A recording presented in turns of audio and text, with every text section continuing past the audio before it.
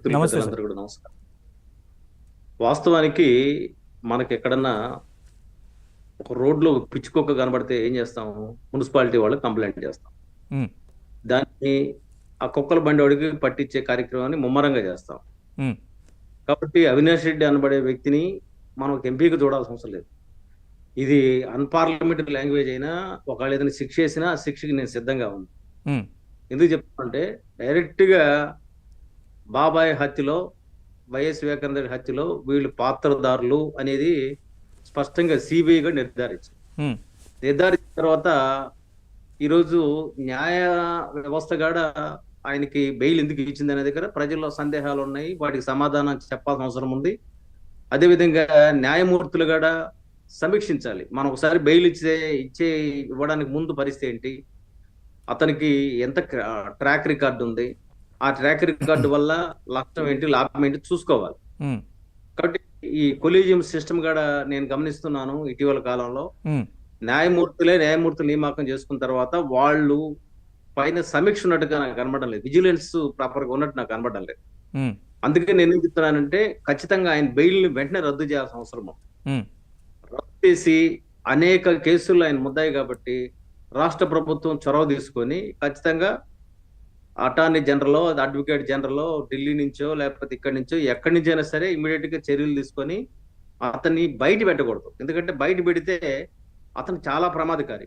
ఎందుకంటే ఈ రోజు జగన్మోహన్ రెడ్డి గారికి ఆయన కుడి భుజమో ఎడం భుజమో గుండెకాయ మాకు తెలియదు కానీ హ్మ్. అవినాష్ రెడ్డి ఆగడాలు ఒకటొకటి బయటపడుతుంది. సిగ్గు లేక మీడియాలో కూడా మాడుతున్నాడు ఆయన. హ్మ్.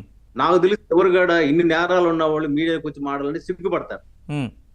అదేవిధంగా ఈరోజు ఆయన పిఏ ఇచ్చిన ఆదేశాల మేరకే నేను పెట్టాను అని వర్రా రవీందర్ రెడ్డి అవును.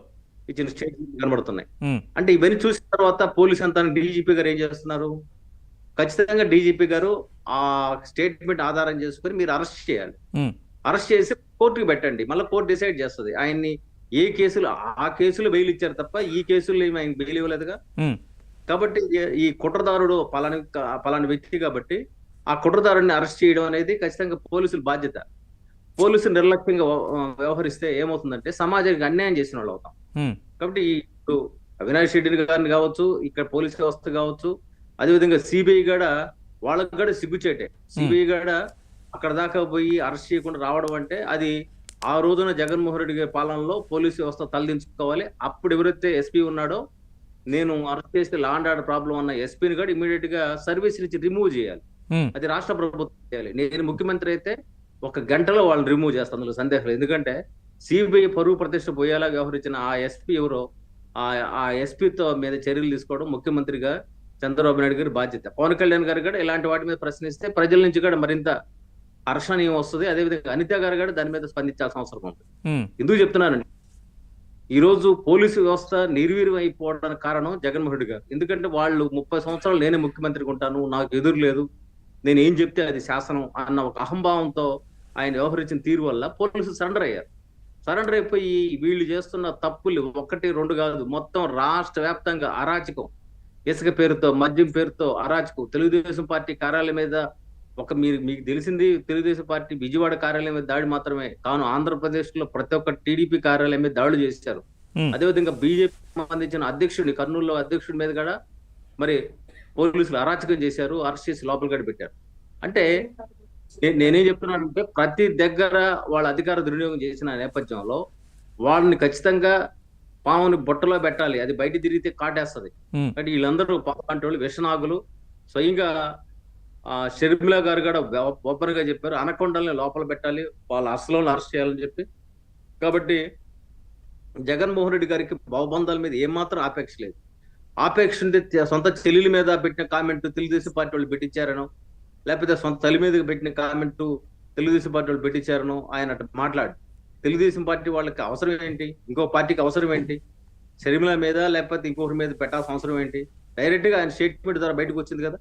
కాబట్టి జగన్మోహన్ రెడ్డి గారి మాటలు అబద్ధాలు. నేను చెప్తున్నాను రాష్ట్రంలో ప్రజలందరికీ కూడా, జగన్మోహన్ రెడ్డి గారి ప్రెస్ మీట్ జరిగితే మీరు టీవీ ఆఫ్ చేసుకోవడమో లేకపోతే నిద్రపోవడం చేయండి. ఎందుకంటే ఆయన అబద్ధాలు ఒకటి కాదు రెండు కాదు, నోరు తెరిస్తే అబద్ధాలు. ఈ భూగోళంలో అబద్ధాలు చెప్పేవాళ్ళు ఎవరు ఉన్నారంటే అది జగన్మోహన్ రెడ్డి గారు. అంటే నేను ప్రధానంగా చెప్పదలుచుకుంది ఏంటంటే జగన్మోహన్ రెడ్డి గారు ఆయన ఏలుబడి అనేది ఒక చీకటి అధ్యాయము. ఆయన హయాము ఆంధ్రప్రదేశ్ కుదేలైపోయింది.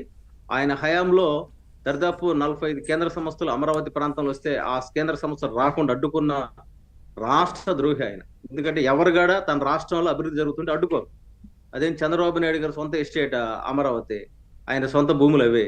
అది ప్రజలు ఇచ్చిన భూములు. ఆ ప్రజలు ఇచ్చిన భూముల్ని ఆ వాటిల్లో సమస్యలు వస్తుంటే ఆహ్వానించాలి. ఎవరైనా ముఖ్యమంత్రులు ఏదో ఉంటారు, వెళ్ళిపోతారండి. కానీ ప్రజల శాస్త్రం కదా, ప్రజల హక్కులు శాస్త్రం.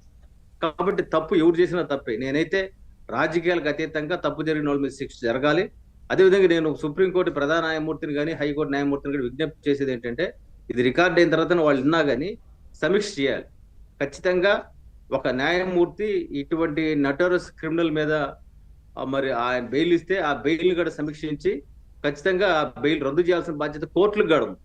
మీరు సుమోటోగా తీసుకుంటారో ఏ మోటోగా తీసుకుంటారో తీసుకొని ఈ బెయిల్ రద్దు చేయకపోతే ఏమవుతుందంటే ఖచ్చితంగా అవినాష్ రెడ్డి ఇన్ఫ్లుయెన్స్ చేస్తారు. విల్సన్ గారు సుమోటోగా తీసుకునే అవకాశం ఉందా, లేదా దర్యాప్తు సంస్థ కోరిక మేరకు, అంటే దర్యాప్తు సంస్థ విజ్ఞప్తి మేరకు అట్లా చేస్తారా బెయిల్ రద్దని? అనేక కేసుల్ని సుమోటోగా కోర్టులు చూస్తున్నాయండి. కోర్టులు కూడా ఏమో కళ్ళు పోయి నిద్రపోరు వాళ్ళు.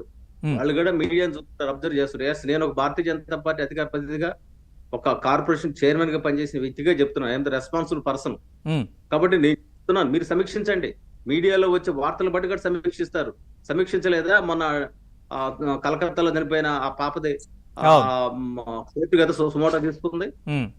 కాబట్టి కోర్టులు చాలా పవర్ఫుల్ అండి. ఇప్పుడు నేను తప్పు చేస్తే నన్ను కూడా శిక్షించవచ్చు. సుమోటోగా వాళ్ళు అరెస్ట్ చేసే సమన్స్ జారీ చేసే అధికారం ఉంటుంది న్యాయమూర్తులకి, చేయొచ్చు తప్పు. కానీ నేనేమంటానంటే ప్రజలకు ఉపయోగపడే పని చేస్తే కోర్టులు హర్షిస్తాయి. ప్రజలు ఇప్పుడు కోర్టుకు అతీతం ఏం కాదు. ఇప్పుడు అక్కడ నుండి జడ్జీలు ఎవరు మనుషులే కదా, పైనుంచి దైవ సంబూతులు ఏం కాదు కదా. వాళ్ళు కూడా ఇలాంటి వాటిని సుమోటోగా తీసుకొని ఆ ఇచ్చిన బెయిల్ పైన సమీక్ష చెప్పాలి. అది సుప్రీంకోర్టు ప్రధాన న్యాయమూర్తి స్థాయిలో సమీక్ష చేస్తారా, హైకోర్టు ప్రధాన న్యాయమూర్తి స్థాయిలో సమీక్ష చేస్తారా? సమీక్ష చేయాలి.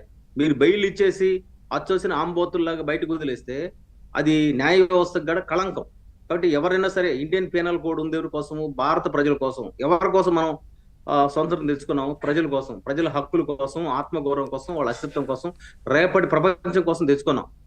కాబట్టి మీరు యథేచ్ఛగా జగన్మోహన్ రెడ్డి రోడ్డు మీద వదిలేస్తారు, అవినాష్ రెడ్డి రోడ్డు మీద వదిలేస్తారు. 40,000 కోట్ల అటాచ్మెంట్ అయినా సరే ఆయన మీద చర్యలు లేవు. ఆయన కోర్టుకు రాకపోయినా సరే సైలెంట్ ఉంటారు. డిశ్చార్జ్ పిటిషన్లు సంవత్సరాలు వాయిదా ఏంటంటే నాకు అర్థం కాకపోతే అదేంది న్యాయ వ్యవస్థలో? ఖచ్చితంగా ఈ న్యాయ వ్యవస్థని సమీక్షించాల్సిన అవసరం ఉంది. ఈ కొలీజియం సిస్టమ్ ని ఖచ్చితంగా మార్చాల్సిన అవసరం ఉంది. ఇది నేను ఒక పౌరుడిగా చెప్పడమే కాకుండా, నాకు ఉన్న వ్యక్తిగత అభిప్రాయం మాత్రమే కాకుండా మా పార్టీ పరంగా నేను విజ్ఞప్తి చేస్తున్నాను. ఈ సిస్టమ్ ని మార్చాలి. న్యాయమూర్తులు వాళ్ళే నియామకం చేసుకోవడం ద్వారా వాళ్ళు ఏం చేస్తున్నారో కూడా తెలియని పరిస్థితుంది. గతంలో కొద్దిమంది న్యాయమూర్తులు కూడా దొరికారు. ఆ రోజు కాళీ జనార్దన్ కేసులో ఆ జడ్జి దొరికి జైలు పోయిన పరిస్థితుంది. జైలు గడు పోతారు. న్యాయమూర్తులు ఏమో అతీత సమాజానికి వాళ్ళు అతీతులు కాదు. విల్సన్ గారు ప్రభుత్వం మీదే కదా, రిఫార్మ్స్ తీసుకురావచ్చు కదా. ఖచ్చితంగా మేము అడుగుతున్నాం, కొలీజియం సిస్టమ్ ని మార్చాలని అడుగుతున్నాము. మా పార్టీ పరంగా చర్చ నడుస్తా ఉంది. దాని మీద కూడా రాబోయే పార్లమెంట్లు సమావేశాల్లో కూడా దీని మీద అన్ని పార్టీ